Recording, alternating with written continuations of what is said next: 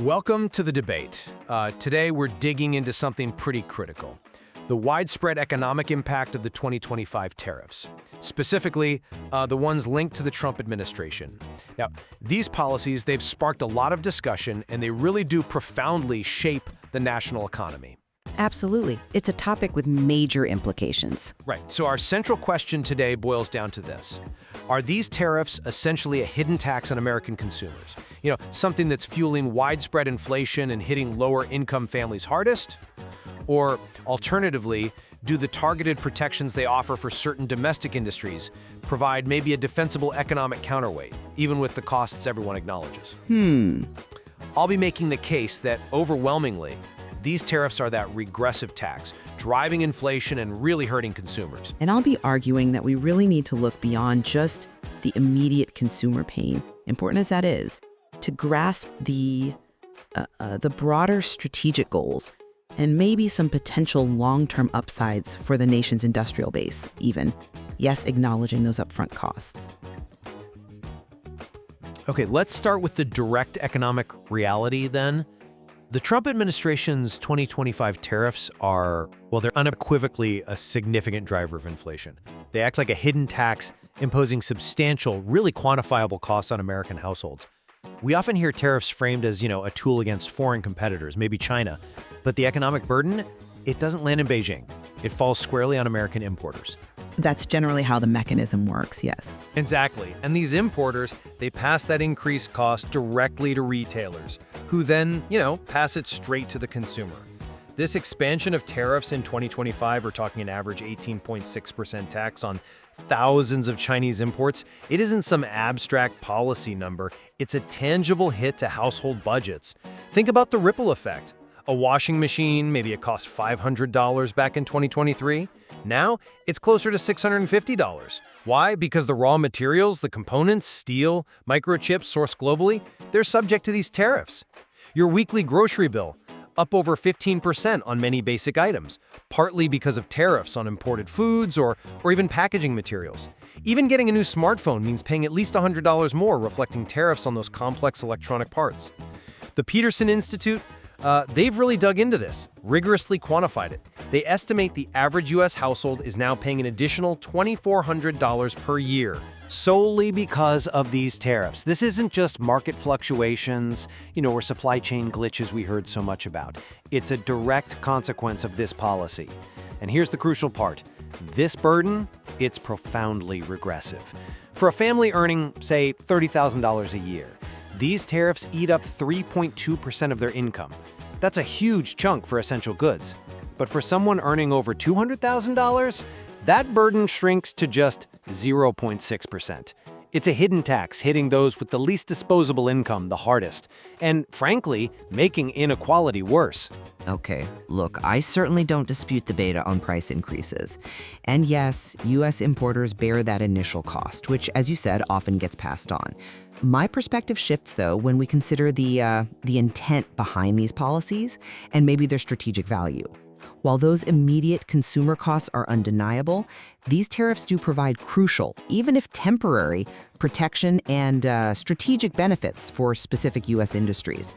The source material we're looking at is actually quite clear on this point. It acknowledges, and I'm quoting here, that a handful of U.S. industries, steel manufacturers, maybe a few farmers, get temporary protection. Now, I don't think that's just an accident, an incidental outcome. It suggests a deliberate policy choice aimed at achieving broader national objectives. We're talking about trying to secure domestic sectors that might be vital for, say, national security or economic resilience or long-term industrial capacity. Framing this temporary protection as a way to shore up critical domestic capabilities, well, it implies a potential long-term strategic benefit for the whole economy. The full picture, I think, is just more complex than simply adding up consumer price hikes. It really forces us to look deeper into why such protectionist measures might be implemented and to ask, what value do we place on maintaining vital domestic production here at home, especially in a global environment that's, let's face it, competitive and often unpredictable. The alternative, just relying completely on foreign supply chains for essential goods, that carries its own set of long-term risks that often get glossed over when we're just focused on the immediate price tag for consumers. Okay, I appreciate the emphasis on strategic goals, I really do. But the scale of the immediate tangible costs hitting the broad American public it's staggering. You mentioned a handful of industries getting temporary protection, but the collective burden on 330 million Americans adds up to that $2,400 annually per household figure we talked about. That's not just a statistic, it translates directly into, say, $150 more for a washing machine that hits families directly, or that 15% jump in groceries that strains every budget, or the extra $100 for a phone. These specific numbers show how directly tariffs translate into higher prices across a huge range of goods. And like I said, these aren't just market trends or supply chain hiccups, they are clear, measurable results of this specific tariff policy. So the question becomes, how do we justify such a widespread, substantial financial hit on the entire population for what's described as temporary protection for a very, very small segment of the economy? And maybe more importantly, does this temporary protection actually foster genuine long-term competitiveness? Or does it just create a kind of shielded, maybe less innovative domestic industry that ends up costing us all more in the long run? The consumer cost figures you're citing, they are significant, no argument there. Their immediate impact is undeniable. But I'd urge you and our listeners to consider the inherent value, maybe a less easily quantifiable value, of fostering domestic industry even when we accept there are short-term consumer burdens. The source points to this temporary protection for sectors like steel manufacturing, agriculture. These aren't just random industries, right? Steel, for example, is foundational. It's crucial for national infrastructure, for defense systems, for advanced manufacturing. Relying entirely on foreign sources for essential steel, well, that could pose pretty significant national security risks. It could make us vulnerable to supply disruptions or, geopolitical leverage. Similarly, having a robust agricultural base is fundamental for food independence. So what's the true cost of not protecting these capabilities? It's not just about the immediate savings at the checkout. It's about resilience. It's about maintaining a diverse industrial capacity that can actually respond if there's a crisis. Yes, the $150 extra for an appliance is felt right away, but the cost of not having a domestic steel industry when you need it for critical infrastructure or for defense in a national emergency, that could be far, far greater. Or the long-term impact of losing an agricultural sector that feeds the country. You could frame these tariffs perhaps as strategic investments, not just simple consumer transactions. I understand the strategic value argument, conceptually. But the ripple effect of these tariffs, it goes way beyond just the initial product cost or helping one specific industry. It's not just making certain imported things more expensive, it's making everything more expensive because the costs just cascade through the entire supply chain. When manufacturers have to pay more for imported parts, whether it's components for electronics or chemicals for textiles, specialized machinery, you name it, their production costs go up. It's inevitable.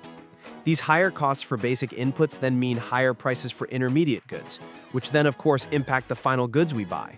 Logistics costs go up because fuel or equipment prices might be affected, retailers pay more to stock shelves, restaurants pay more for ingredients. This pervasive inflation touches practically every sector. It impacts not just the imported finished goods, but also things made right here, domestically, because they often rely on global supply chains for at least some components. And here's where it gets particularly problematic, especially right now, in 2025. With inflation already being a stubborn issue, these tariffs, they're like pouring gasoline on a bonfire. You've got the Federal Reserve trying to pump the brakes on inflation, raising interest rates, right? And then tariff policy comes along and floors the gas pedal in the opposite direction. These two really fundamental economic levers, monetary policy trying to tighten, trade policy effectively acting as a tax, they're just colliding head-on. The result? Well, it contributes to economic instability. Wages struggle to keep up, people's purchasing power erodes, and middle and lower income Americans end up squeezed from all sides. It feels like a self-inflicted wound, frankly, at a time when stability should be the priority. Look, I agree that tariffs undeniably contribute to inflationary pressures. The gasoline on a bonfire analogy, It's vivid, and it certainly illustrates a policy friction. But I have to push back a bit on the idea that tariffs are the sole driver, or maybe even the primary driver of all inflation, or that they automatically lead to economic chaos.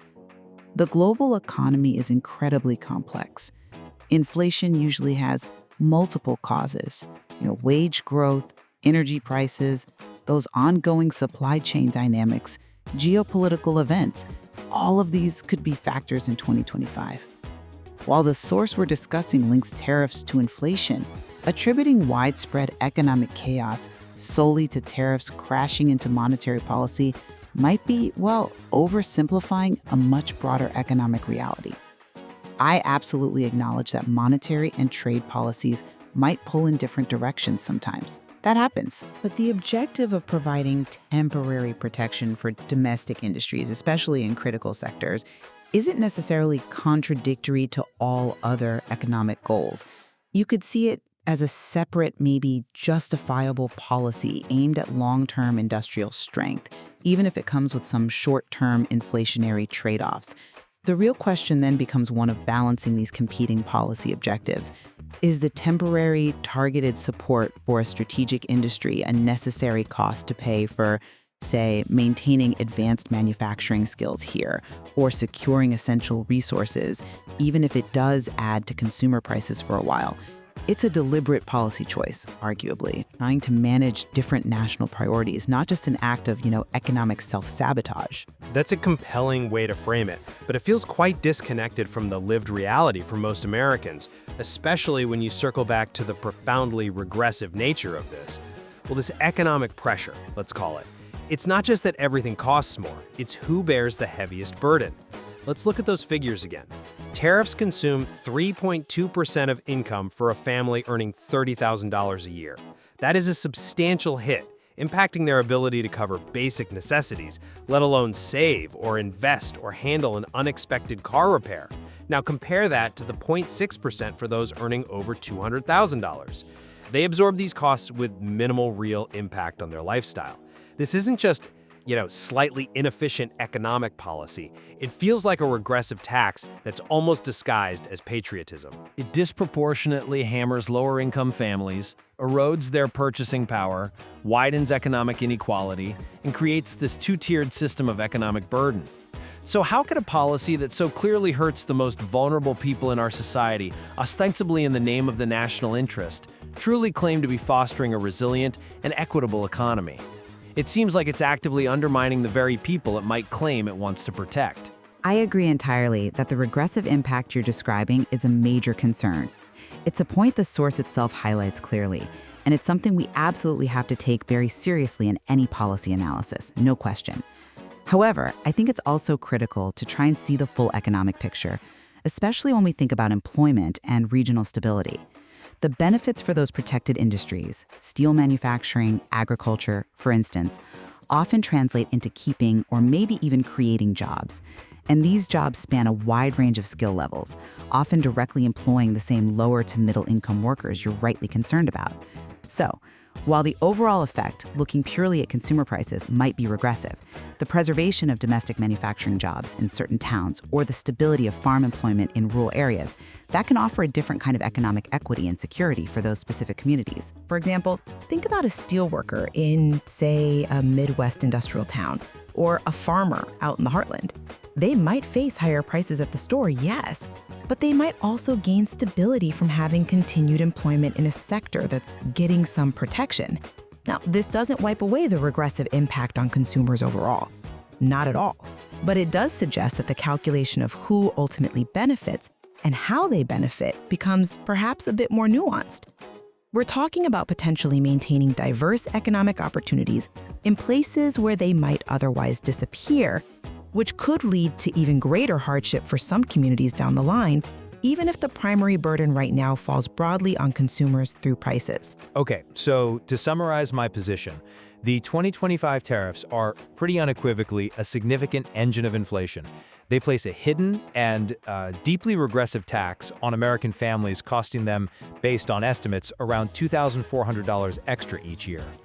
This policy, I argue, creates systemic economic instability because it directly pushes against what monetary policy is trying to achieve, and it severely squeezes the purchasing power of middle and lower income households from, well, seemingly every direction. And my perspective remains that while yes, the immediate costs of these tariffs are clear, and their regressive nature is a very serious concern we have to acknowledge, the policy also provides a crucial measure of what the source calls temporary protection for specific, important U.S. industries, think steel manufacturers, farmers.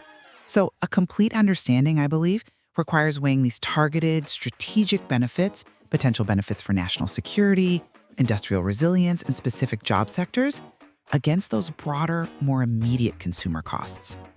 Well, this discussion has definitely highlighted the complex and really multifaceted economic impacts of using tariff policy.